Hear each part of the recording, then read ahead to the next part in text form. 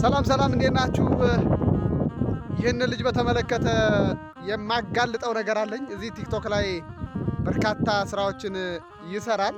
በተለይ የአረብ ሀገር እህቶችን እያታለለ ነው፣ እያጭበረበረ ነው። በለስላሳ ምላሱ ሰዎችን እያታለለ እንደሆነ ደርሼበታለሁ።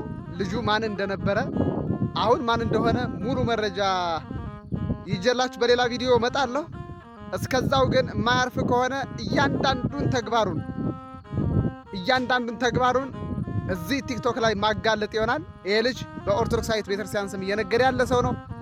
እኔ የምቃወመው በኢትዮጵያ ኦርቶዶክስ ተዋሕዶ ቤተክርስቲያን ስም የሚነግዱትን ነው። ለራስህ ለግልህ ሌላ ነገር ልትሰራት፣ በቤተክርስቲያን ስም ግን መነገድ አይቻልም። ይህ ልጅ መርጌታ ከሌነን እያሉ ከሚያጭበረብሩ ሰዎች ጋር አብሮ ሲሰራ የነበረ ልጅ እንደሆነ በመረጃ ደርሼበታለሁ።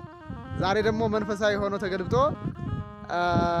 ጸሎት አብረን እናደርጋለን፣ እንዲህ ገዳማት እንረዳለን፣ እንዲህ እናደርጋለን እያለ እያጭበረበረ እንደሆነ ደርሼበታለሁ። ሙሉ መረጃውን ይዤ እመጣለሁ። ይህን ቪዲዮ ኮፕሊንክ አድርጉ። ሐሰተኞች ማጋለጥ ወንጌል ነው።